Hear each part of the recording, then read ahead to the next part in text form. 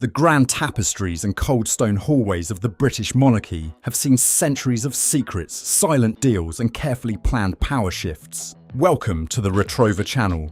Make sure you subscribe so you never miss the untold stories behind history's biggest power moves. But even that ancient institution wasn't ready for the shockwave that just tore through it in full public view. On the surface, the transfer of power looked flawless, almost like a perfectly rehearsed performance. Prince William stepped forward toward his future role, calm and controlled, surrounded by loyal faces and polished smiles from the royal household. But behind those thick golden doors, something much darker was brewing. What looked peaceful on camera was actually a tense internal clash filled with split loyalties and quiet, precise moves that nobody outside the palace caught. And right at the centre of it all stood the most disciplined and duty-driven royal of them all, Princess Anne.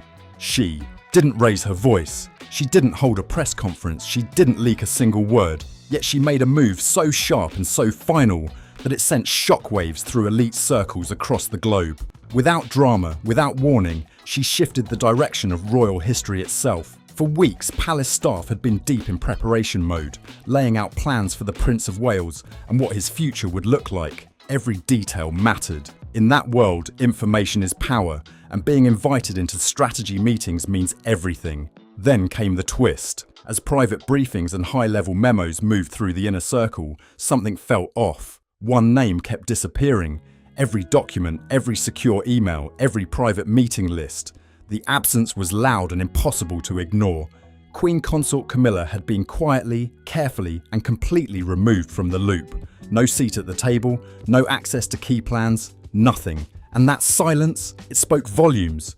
This wasn't some random paperwork mistake or a calendar mix-up. It was a calculated exclusion, executed with sharp precision, something only a powerhouse like the Princess Royal could pull off. Every step had intention behind it, every silence meant something, and that's what made it hit even harder.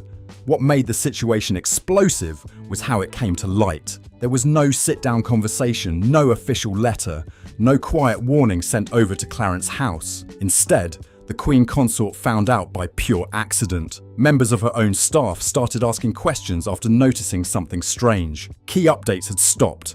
Important planning notes went missing. One crucial memo, the kind that would normally land on her desk without delay, never showed up. That's when alarm bells started ringing. In that instant, the polished image of palace unity cracked wide open. Behind the smiles and formal appearances was a deep divide that couldn't be hidden anymore. People close to the situation say that emotional blow was heavy.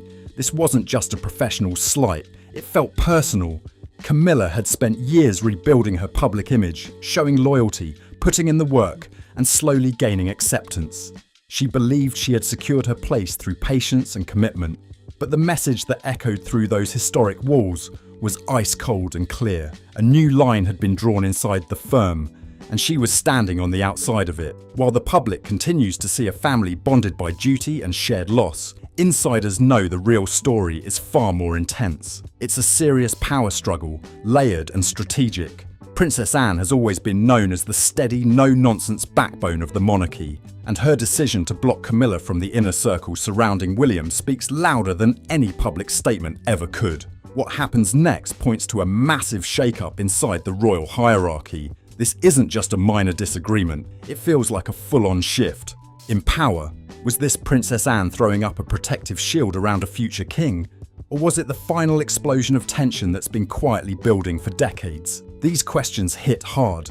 What finally pushed one of the most controlled, unshakable royals in history to take such a firm and uncompromising stand? And here's the bigger shock. Could this mark the start of a long-term sidelining for the woman currently wearing the crown?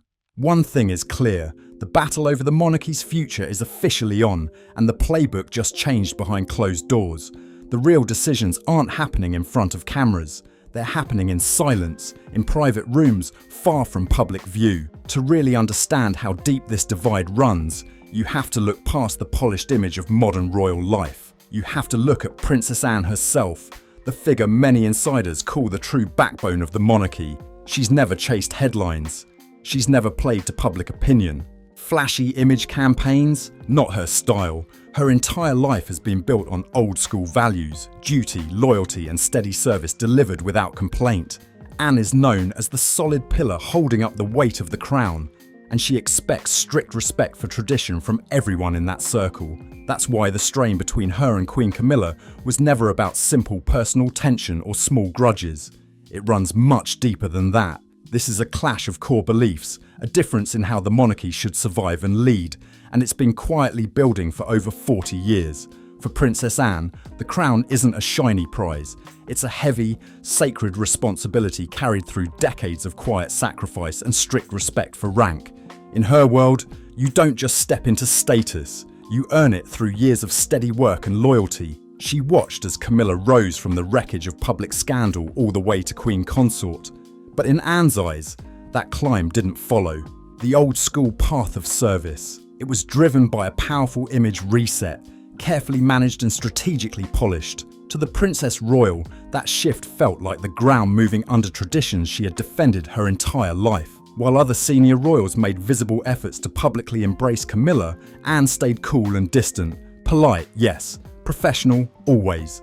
But warm, not quite. She kept every interaction strictly within protocol. No extra gestures, no public closeness, nothing beyond what duty demanded. That controlled silence wasn't accidental. Inside palace circles, silence can speak louder than speeches.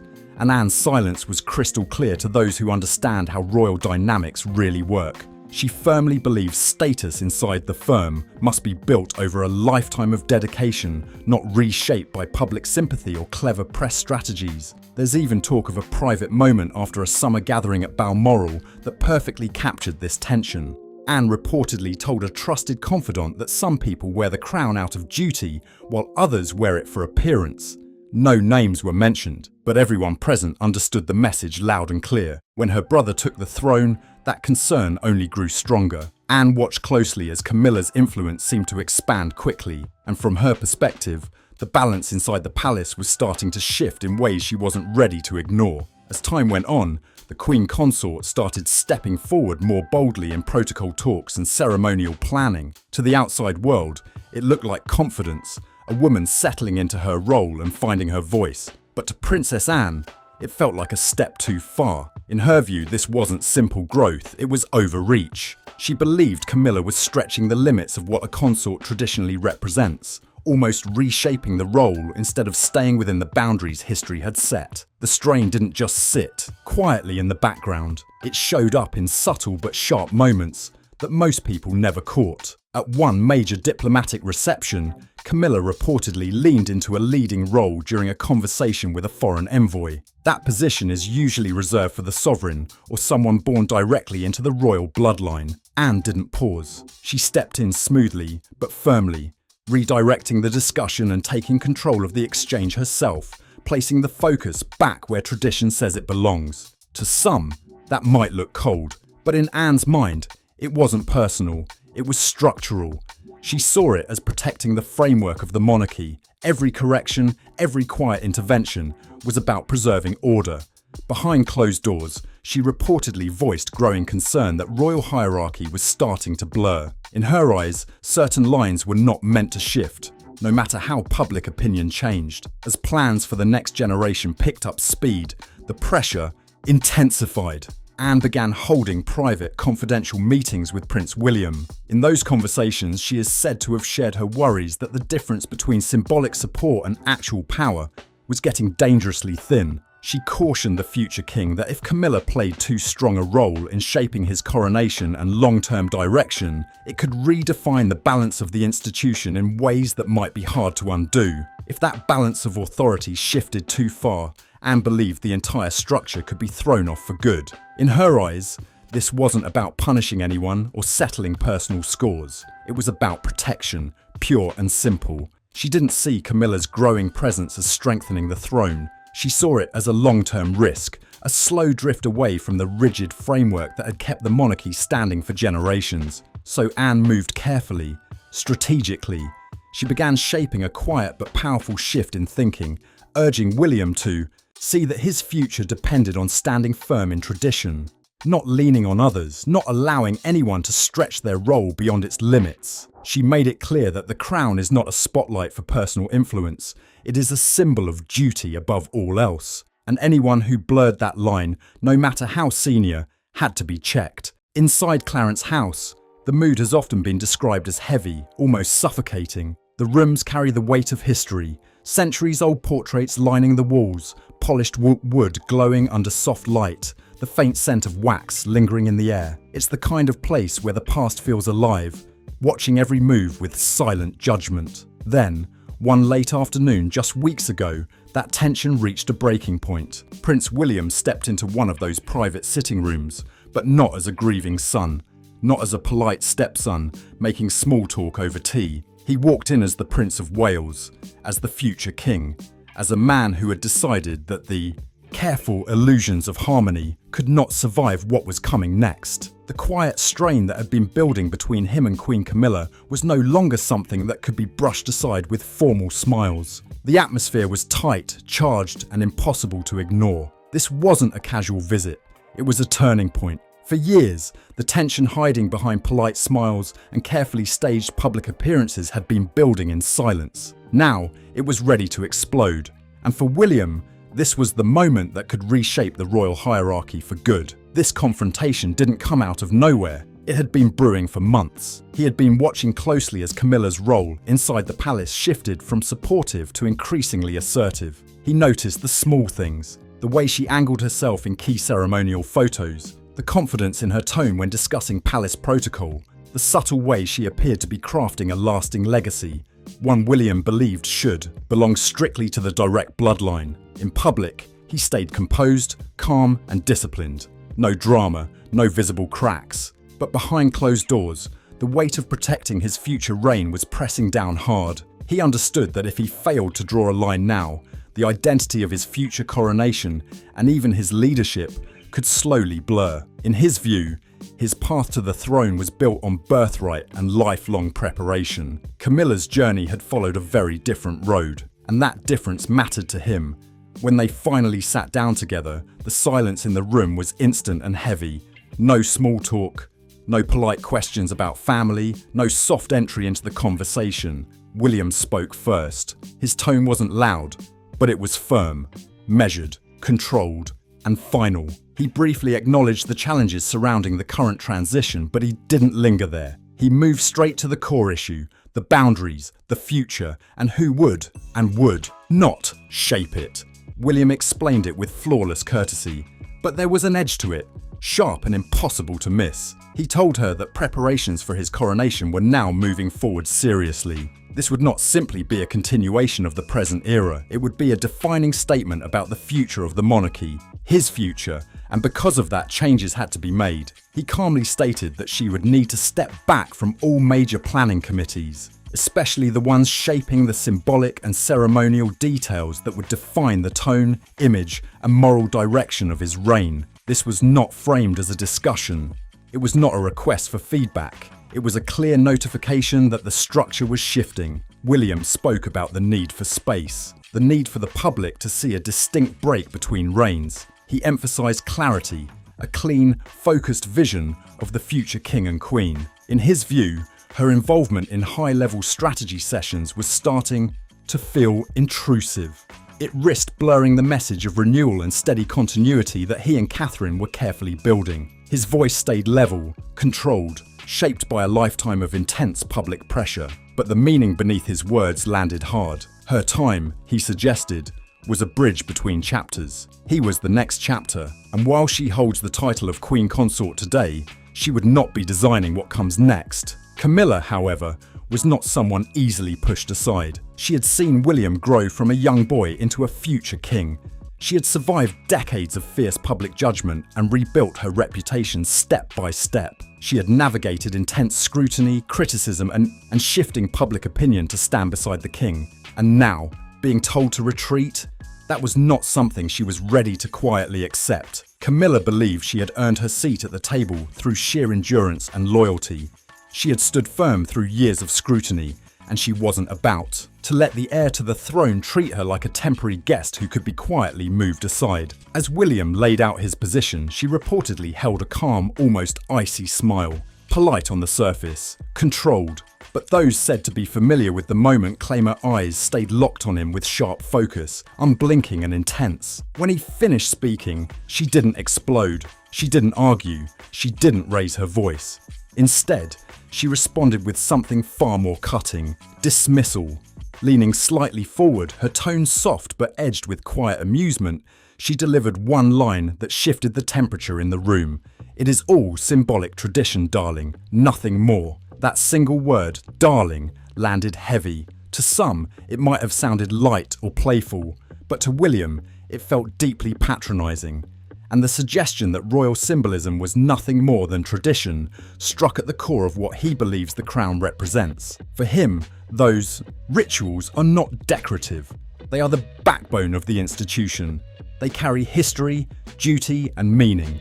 In that instant, something inside the Prince of Wales hardened. Years of contained frustration, complicated family history, and the immense pressure of his future role seemed to collide all at once. The careful diplomacy he had practiced for so long began to crack under the weight of the moment. There was no room left for half measures, no space for polite illusions. Whatever balance had existed between them was now hanging by a thread, and William knew that from this point forward, there could be no comfortable middle ground. William rose to his feet, and the energy in the room shifted instantly. His presence felt larger, sharper, impossible to ignore. He looked straight at the woman who had spent years trying to earn his approval and, in a calm but unshakable tone, delivered a line that insiders claim still lingers in palace whispers: "This is not your crown to shape."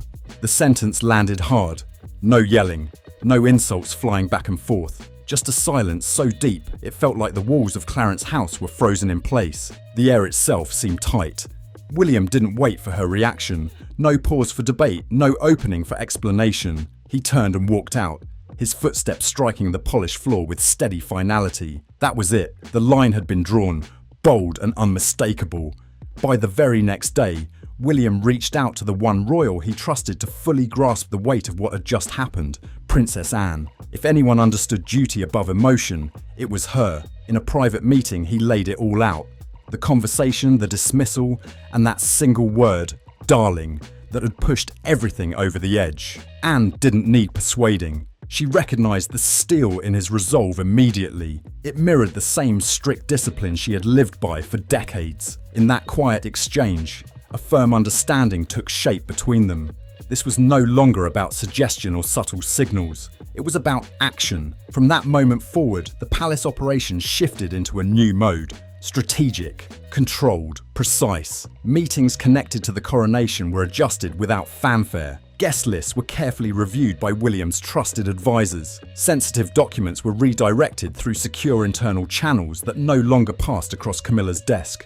No public announcement, no dramatic headlines, just a quiet, coordinated restructuring unfolding behind closed doors, and it was moving fast. What happened next was a quiet power shift so smooth it almost looked effortless. The internal realignment moved with precision, silent, controlled, and shockingly efficient. For several days, the Queen Consort reportedly had no idea that her influence over the future had been carefully stripped away. No warning, no dramatic showdown, just doors closing one by one behind the scenes.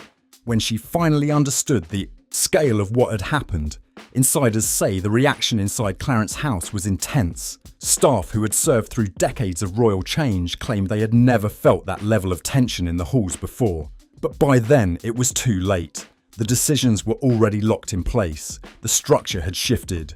William had reclaimed control of his future reign, and with Princess Anne firmly aligned beside him, he ensured that the crown he would one day wear would reflect his blueprint, not anyone else's. The struggle over the monarchy's direction had entered a sharper phase. For the first time in her long and complicated rise, Camilla was no longer inside the circle of influence. She was outside it, watching. Inside the palace, power doesn't usually explode.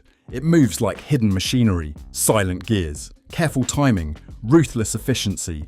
And when Anne and William decided to formalise the exclusion, they didn't argue in public or deliver flashy ultimatums.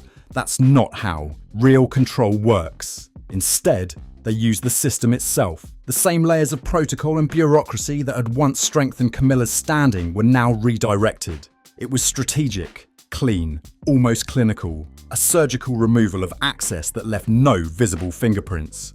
A small, trusted circle of advisors, loyal to the direct bloodline, handled the execution. The first move targeted information flow. For months, Camilla's office had been included in every key email chain and transition briefing. That changed within 48 hours of William's confrontation. A secondary communication channel was quietly activated. New distribution lists were formed. Sensitive updates were rerouted. Her private secretaries and senior aides were no longer looped into the highest level planning. Documents that once passed automatically through her office simply stopped arriving. No announcement, no explanation, just silence where access used to be. And in royal politics, silence can say everything. Meeting agendas began to shift quietly, almost invisibly. On paper, the official calendar looked the same. No red flags, no dramatic cancellations, but the real conversations, they were moved. Private residences, secure rooms inside Kensington Palace, locations where access was tightly controlled and carefully monitored. The surface stayed calm, but underneath, everything was being rearranged. When Camilla's team reached out for updates, they were met with polished, vague replies. Administrative delays, internal reviews, scheduling conflicts, always respectful, always professional, but never specific. It was the royal version of being completely shut out. No confrontation, just controlled distance. Princess Anne's influence during this phase was critical. She knows palace protocol like a master chess player knows the board. Every clause, every exception, every quiet workaround. She understood which documents legally required a consort's signature and which could move forward under sovereign authority without raising alarms. That knowledge became a powerful tool. Under her guidance, William's advisors rerouted key correspondence through the Duchy of Cornwall channels. Sensitive material was filtered through pathways that limited visibility to only a tight, trusted circle. It wasn't loud, it wasn't messy, it was methodical. Even guest lists for early strategy meetings were examined with extreme care. Names were checked and rechecked. Loyalty mattered more than rank. If there was even slight concern that someone might pass information back to Camilla's circle, that person was quietly reassigned or simply not invited. No scenes, just subtle reshuffling. William's inner circle operated with total focus. Many of them saw themselves as the architects of a new chapter for the monarchy. Anne's steady presence only strengthened their resolve. To them, this wasn't personal, it was structural. It was about protecting the direction of the future crown. When senior advisors from the Queen Consort's office attempted to reassert influence, they ran into something solid and unmovable. Courteous replies, formal smiles, but firm resistance. The so-called young guard, as some insiders labelled them, were following a plan shaped by Princess Anne herself, and they executed it with such discipline and discretion that mounting any internal countermove became nearly impossible. Inside Clarence's house, the shift was undeniable. Access had narrowed. Influence had thinned, and the machinery of the future was moving forward, without looking back. The mood inside the palace didn't explode overnight. It shifted slowly, from confusion to something colder. A quiet, creeping sense of isolation began to settle in. Camilla's staff were the first to feel it. The phones that once rang non-stop with updates from planning committees started going silent. Invitations to working lunches stopped appearing. Daily memos turned into weekly summaries. Then into nothing at all. At first, it felt like a scheduling glitch, then a coincidence, but soon the pattern became impossible to ignore. Access was shrinking, communication was thinning, the space around them was getting smaller by the day. This wasn't just politics, it was psychological. Many of the Queen Consort's aides had spent years carefully strengthening her position inside the palace.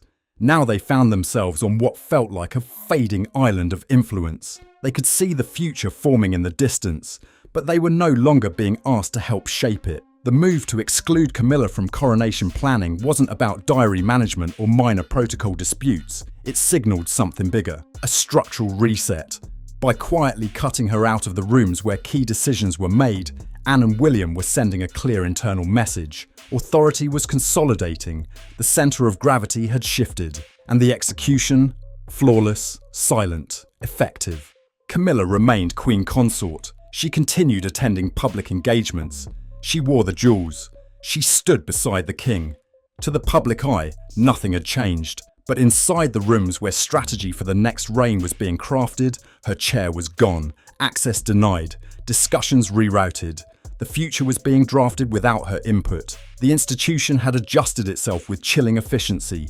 No public fallout, no dramatic statements, just a closed circle tightening from within. The foundation of the next chapter was now being laid firmly on William and Anne's terms. As whispers of her exclusion turned into an unmistakable silence within palace corridors, another presence began to rise. Quietly, steadily, Catherine, the Princess of Wales, did not rush forward demanding attention. She didn't fill the gap with noise or visible ambition. There were no grand gestures, no sudden power plays. Instead, she stepped into the space with calm confidence, almost effortlessly. While others wrestled over influence behind closed doors, Catherine projected stability, focus, control. She didn't need to announce authority. It showed in how she carried herself, in the steady way she supported William, and in how naturally she fit into the future people were beginning to envision. In a palace swirling with tension and silent battles, she became something different, not loud, not forceful, but central, a steady force at the core of the operation, quietly anchoring what comes next. She didn't request a seat at the table. The table seemed to form around her. Senior palace staff would later admit that Catherine's presence in those early coronation meetings was anything but decorative. She wasn't there to smile politely or echo someone else's ideas. She was there to shape, to refine, and to anchor the future king in something that felt steady, rooted in history, yet ready for a new chapter. Catherine arrived with a vision that respected tradition but refused to be trapped by it. She understood something critical. A modern coronation couldn't simply replay centuries-old rituals and expect instant loyalty. The world had changed. Younger generations view the monarchy with questions, not automatic admiration. If the crown wanted relevance, it had to show awareness. It was Catherine who suggested giving young representatives from across the four nations a visible role in the procession. Not as background figures, but as active participants. A living symbol that the future wasn't being spoken about. It was standing right there in the ceremony itself. It was also Catherine who proposed a way to honour Queen Elizabeth II that felt like a bridge instead of a shadow. Rather than allowing the past to loom over the next reign, she shaped ideas that blended legacy with renewal, respect without repetition, tribute without stagnation. It was subtle but powerful. Her contributions didn't feel forced or attention-seeking. They were measured, intentional, grounded. Every idea carried weight without overwhelming the tradition it supported. And inside palace circles, the contrast was becoming hard to ignore. Where Camilla's recent moves had been viewed by some as strategic positioning, Catherine's influence flowed naturally. There was no visible struggle around her, no pushback, no friction. She didn't need to announce authority. It showed up in the tone of meetings, in the direction of discussions, in the quiet confidence with which decisions were made. Insiders described William and Catherine's working dynamic as something rare within the firm, a true partnership, balanced, steady, focused. William brought historical depth and a firm sense of duty. Catherine brought clarity, warmth, and a modern instinct that softened the edges without weakening the structure. Together, they weren't just planning a ceremony, they were shaping the image of the next era, and doing it with a calm control that made everything else in the palace feel almost secondary. William and Catherine didn't rely on rank or sharp commands to get things done. They moved through shared purpose. One insider described it as watching two people think with one mind. Every step felt coordinated, intentional, and steady. They weren't chasing applause beyond palace walls. They were building something lasting, carefully, brick by brick. The public reaction to Catherine's steady rise wasn't loud or dramatic. It was quiet, but powerful. After years marked by controversy, tension, and public exhaustion with royal drama, people seemed ready for something calmer. In Catherine, many saw stability. She felt genuine in a way that carefully managed royal images sometimes struggled to achieve. She carried herself with polish, but she never felt distant. Elegant yet approachable, confident yet never desperate for the spotlight. She didn't force her way to the centre of attention. The moment naturally adjusted. Around her, though internal polling was rarely discussed openly, advisors were aware of the shift. Public support was no longer tied purely to titles or lineage. People were responding to character, to composure, to consistency, and Catherine was quickly becoming a symbol of reliability the monarchy badly needed for the decades ahead. What made her ascent even more striking was the absence of visible rivalry. Catherine never made moves to push Camilla aside. She didn't need to. She simply represented where the institution appeared to be heading. While the Queen Consort worked to maintain her presence within key conversations, Catherine seemed comfortable letting her influence speak quietly. In palace culture, silence can be more powerful than speeches, and Catherine understood that language perfectly. She didn't compete for visibility, she focused on substance. She didn't demand authority, she demonstrated it, as authority inside the palace shifted in subtle but undeniable ways. The message became clear to anyone paying close attention. The future queen wasn't waiting for a crown to give her weight. She was already operating with the discipline, restraint, and long-term focus of a sovereign in waiting. Her influence was shaping the tone of the next reign, long before any coronation anthem would echo through Westminster. This wasn't about dramatic overthrows or public humiliation. It was about evolution, a quiet transition from one era's priorities to another's.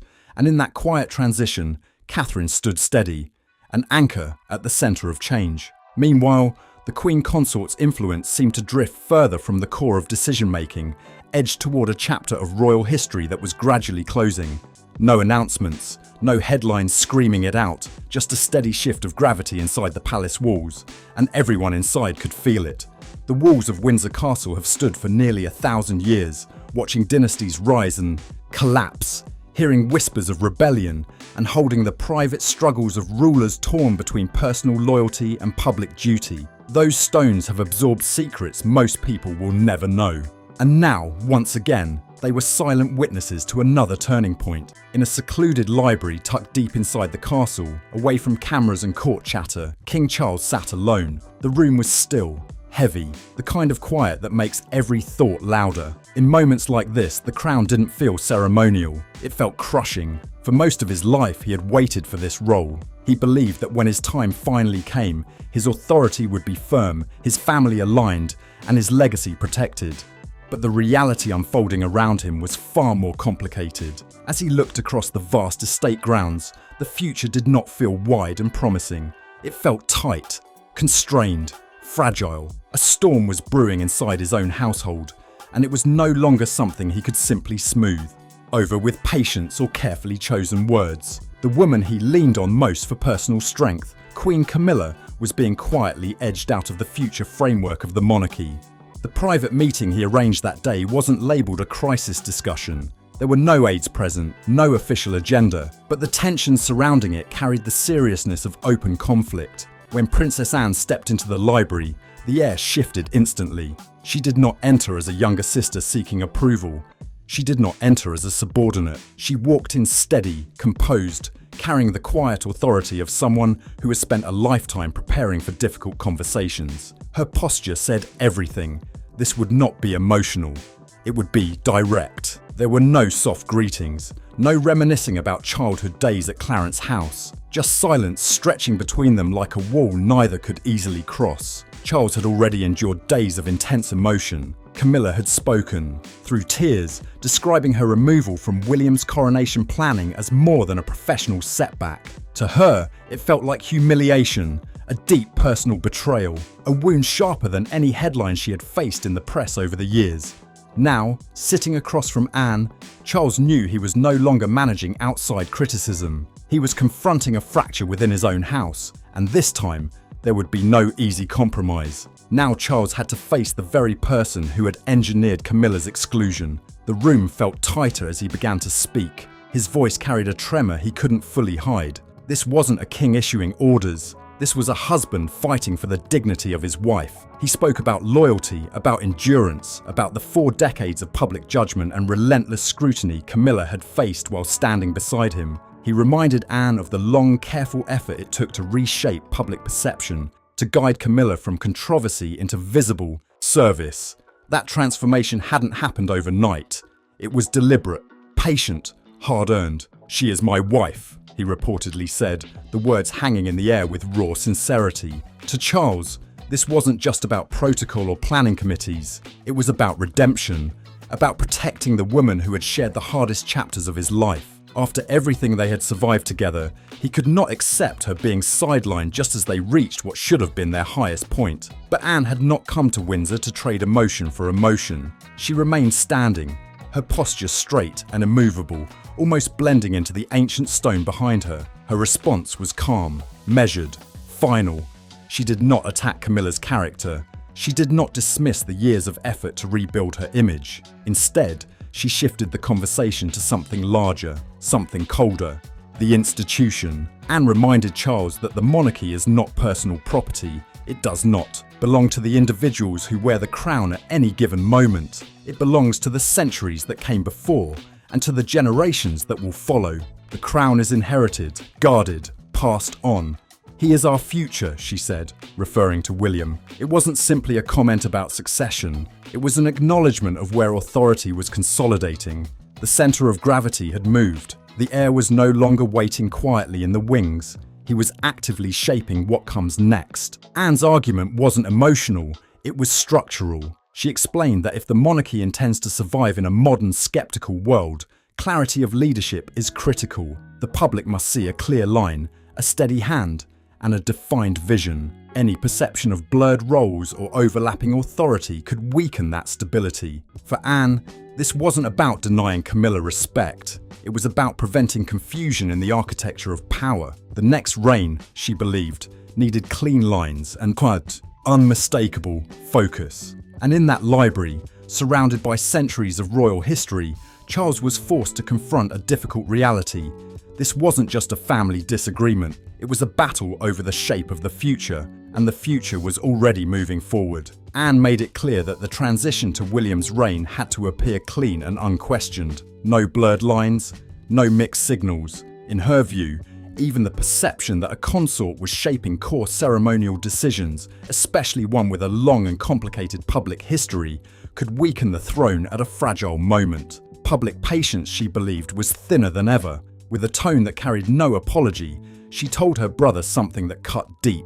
Her loyalty was not to his personal comfort. It was to the crown. She had watched Camilla's growing involvement in ceremonial structure. She had seen the subtle shifts. And alongside the Prince of Wales, she had concluded that a boundary had to be set now, before temporary adjustments became lasting precedent. Charles fell into a long silence. The truth settling over him was heavier than any jeweled crown. The authority he once imagined would feel absolute now seemed shared, complicated. He had waited a lifetime to ascend the throne, only to discover that the shaping of the next era was already happening, led by his sister and his son, often without him. The contradiction Anne feared, overlapping influence, blurred hierarchy, was already forming, and she had chosen to act before it hardened into something permanent. In her mind, hesitation would be weakness, precision was necessary.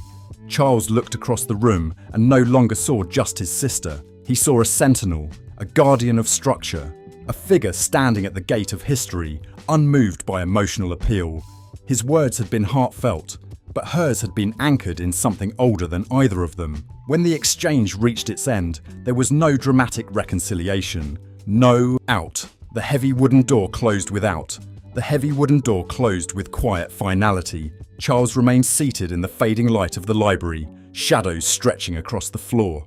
The weight on his shoulders no longer felt symbolic. It felt real. He had argued for love, for partnership, for the dignity of the woman who had stood beside him through decades of turbulence. But Anne had argued for continuity, for clarity, for a 1,000-year-old institution that, in her eyes, demanded sacrifice over sentiment. And in that stillness, the king faced a painful realization. In a monarchy, power is never fully owned. It is borrowed through tradition, guarded through discipline, and protected by those willing to place duty above personal bonds, no matter how uncomfortable that may be. The storm inside the House of Windsor had not exploded in public, but behind those ancient walls, the balance of the future had quietly shifted, and everyone involved could feel it. The meeting ended, and with it, the last illusion that Charles could shield Camilla from the force of the next generation. The silent storm had scored its first undeniable win, and the king was left alone to absorb what that truly meant. In royal diplomacy, nothing is accidental. Every glance, every handshake, every carefully chosen phrase carries weight. But the most powerful moves, they're the ones made in silence, away from cameras, away from ceremony. For decades, the public has seen polished statements and perfectly staged photographs. Yet the real history of the firm is written behind closed doors, and in a development that stunned even long-time palace insiders, a private letter written by Princess Anne began circulating through the most discreet channels. This wasn't meant for headlines. It wasn't drafted for advisors or filtered through aides. It was personal, direct, a message from sister to king, and its contents struck at the heart of the crisis unfolding inside the House of Windsor. The letter had been written weeks earlier, in the early hours of a cold Tuesday morning, long before it became widely known that Queen Camilla's influence over future planning had diminished. At her desk in Buckingham Park, Princess Anne chose not to rely on encrypted emails or official correspondence routes. She avoided private secretaries. She avoided digital records. She wrote it by hand. That decision alone spoke volumes. Anne is not someone who picks up a pen lightly. Her handwriting, described by those familiar with it as precise and firm, matched the clarity of her intent. This was not casual reflection.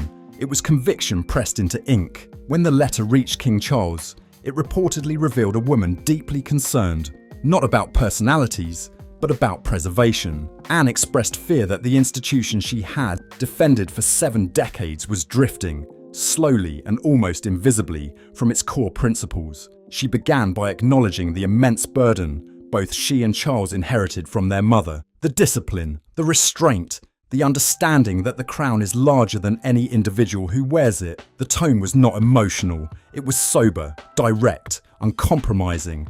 Anne warned that without firm boundaries, the monarchy risked appearing reactive instead of steady, influenced instead of anchored. In her view, even subtle shifts in internal power dynamics could send long-term signals to a public already watching closely. The letter was not an attack, it was a line drawn in ink. And as its message settled in, one thing became impossible to ignore. This wasn't just a disagreement over ceremony, it was a battle over identity, over legacy, over who would define the next chapter of a 1,000-year-old institution. The quiet war inside Windsor hadn't erupted in public, but in private, the stakes had never been higher, and the lines had never been clearer. In her letter, Anne described the crown not as a glittering prize, but as a relentless obligation. Not something worn for prestige, but something carried, often at personal cost. To her, the throne demands sacrifice, it demands discipline, and it demands the ability to put duty above private emotion every single time.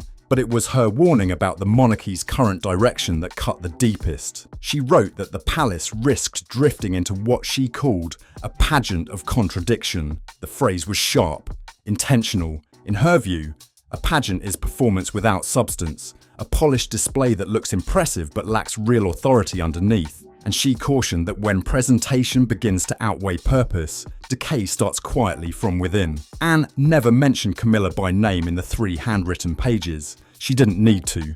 The meaning was clear. She warned about the dangers of chasing public approval, about shaping decisions around headlines instead of heritage. In her eyes, the long effort to repair Camilla's public image had required compromises that previous generations would never have entertained. What some saw as modernization, Anne saw as distraction. To her, the monarchy does not exist to be popular. It exists to be constant, stable, enduring, a symbol of national responsibility that stands above shifting public moods. Popularity fades, duty remains. She cautioned Charles that allowing personal relationships to influence ceremonial structure could weaken the one thing the crown depends on most, its mystique, its sense of permanence. Once that integrity begins to crack, she implied, it becomes almost impossible to restore. The most powerful section of the letter, however, focused on the future. Anne wrote about Prince William as a crucial pillar, someone who understood tradition not as decoration, but as framework. She described him as steady, disciplined, and uniquely positioned to bridge history with modern reality. Her belief in him was firm, unshaken. But there was a condition attached to that confidence. William, she warned, could only succeed if his authority remained clear and undiluted. If overlapping influence blurred his role before his reign even began, the foundation would weaken before it was fully built. The next chapter needed clean lines. No confusion, no competing centers of gravity. Her message to Charles was unmistakable: protect the future, even if it feels uncomfortable in the present. The letter closed without sentiment. No soft reassurances, no emotional cushioning, just a steady reminder that the crown survives not through affection, but through discipline. And once again, inside the House of Windsor, duty was being placed above everything else. Anne warned her brother that if William's path to the throne became crowded with competing interests and lingering influence from the present, the pressure would eventually become too much. Even the strongest pillar can crack if too much weight is placed on it. In her view, clarity wasn't optional, it was survival. She urged Charles to recognise a hard truth: the long-term stability of the crown no longer depended primarily on his reign. She saw his time on the throne as transitional, a bridge between eras. The true test, she argued, would be the strength and focus of William's eventual ascension. If that foundation wasn't protected now, the consequences would echo for decades. Then came the most difficult part of her message. Anne wrote that for the institution to endure, Charles would have to let go. Not abdicate, not surrender his title, but step back from the personal conflicts surrounding his wife. He needed to allow the Prince of Wales the space to define what a 21st century monarchy should look like, without blurred lines or competing influence. She reminded him of the solitude that comes with wearing the crown. Their mother had carried that burden with visible restraint and unwavering discipline. Loneliness, Anne suggested, is not a flaw of monarchy, it is part of its structure. Sometimes protecting the institution requires distancing even those closest to you. In her eyes, limiting Camilla's role in shaping future ceremonial plans wasn't punishment, it was prevention. If boundaries weren't set, she feared the monarchy could drift from solemn tradition into empty display. What begins as small compromise can grow into spectacle. That letter became the quiet framework for everything that followed. It offered moral clarity, strategic reasoning, a justification for William's firm position. When Charles finished reading it, he wasn't simply absorbing his sister's opinion. He was confronting the collective anxiety of the old guard, those who feared erosion of tradition, and the cautious optimism of a younger circle determined to modernize without weakening the core. The internal struggle, as Anne framed it, was not about rivalry or resentment. It was about identity, about whether an ancient institution could remain steady in a world obsessed with visibility and personality. In her view, monarchy must resist becoming performance. As word of the letter's existence filtered quietly through the highest palace levels, the reaction was muted but intense. No dramatic outbursts, just stunned silence. Few expected Anne to speak so plainly. She has always preferred action over declaration. But this time, subtle signals were no longer enough. She believed the cracks were forming too quickly. The alignment had to be corrected before it hardened into something irreversible. Her message landed like cold water. For a king who had spent years trying to balance love and legacy, loyalty and leadership, it forced a painful realization. The crown does not bend easily to personal wishes. It demands structure, it demands sacrifice. And according to Anne, protecting it required decisive clarity, no matter how uncomfortable that clarity might be. Anne made one thing crystal clear in her message: the survival of the monarchy demands sacrifice. Not symbolic sacrifice, but personal sacrifice. In her view, the temporary must always yield to the timeless. Feelings come and go, the crown remains. As the world quietly absorbs the consequences of Camilla's sidelining, what they are really seeing is the outcome of Anne's unshakable belief that certain responsibilities cannot be diluted. To her, the institution is not something to be adjusted around personal comfort. It must be protected by those who fully grasp the weight of inheritance and history. Her letter marked a closing chapter, a door shut firmly, without drama, without spectacle, and in the stillness that followed, the future direction of the monarchy began to take on a sharper edge. More disciplined, more controlled. The dust may one day settle over Windsor's ancient stone and the polished halls of Clarence House. Public appearances will continue, ceremonies will proceed. But internally, something fundamental has shifted. This was never just a private disagreement. It was a structural reset, a recalibration of influence that left Queen Camilla facing a colder political reality. Not stripped of title, not removed from public duty, but distanced from the core decisions shaping what comes next. Princess Anne's steady resistance, paired with Prince William's firm boundary setting, signalled a clear transition. The era in which a consort's role could stretch into the design of a future reign appears to have narrowed. Lines have been redrawn, authority consolidated. The message from the direct line of succession now feels unmistakable. The next chapter will be defined by discipline over sentiment, clarity over compromise. Behind closed doors, planning for the next generation moves forward. Committees meet, strategies are refined, roles are clarified, and the chair that once symbolised Camilla's involvement in shaping the future remains unoccupied. That empty space has become its own statement. No press release needed, no public explanation required. Inside the palace, everyone understands what it represents. A shift toward a tighter, more guarded vision of monarchy, one where duty is elevated above personal alignment, and where the crown's continuity is treated as something too serious to leave open to interpretation. The institution has not fallen into chaos, it has hardened, and in that hardening, a new era is quietly taking form, steady, deliberate, and unmistakably defined. William and Catherine have stepped fully into the spotlight, and their partnership now looks like the core foundation of the monarchy's next era. They are not standing back, waiting for crowns to be placed on their heads. They are already defining what those crowns will represent, morally, symbolically, and strategically. But here's the real question. Was Princess Anne's bold intervention an act of protection, a necessary move to steady the institution before it drifted too far off course? Or was it a ruthless decision that pushed aside a woman who believed she had earned her standing through years of loyalty and endurance? Has the firm become too rigid in its determination to survive? Or is that very rigidity the only reason it has lasted this long? The fractures inside palace walls may never be publicly acknowledged, but the internal divide is impossible to ignore. Power has shifted, lines have been drawn, and the consequences of those decisions will ripple through the monarchy for decades. Now we want to hear from you. What do you think about Princess Anne's actions toward the Queen Consort? Was it duty above all else? Or did it go too far? Drop your thoughts in the comments below and let's talk about it. If you found this deep dive into royal power plays compelling, make sure to like this video, subscribe to the channel, and share it with anyone who follows the twists and turns of the royal family. Your support helps us keep uncovering the stories behind the headlines. The next chapter is already unfolding, and you won't want to miss what happens next.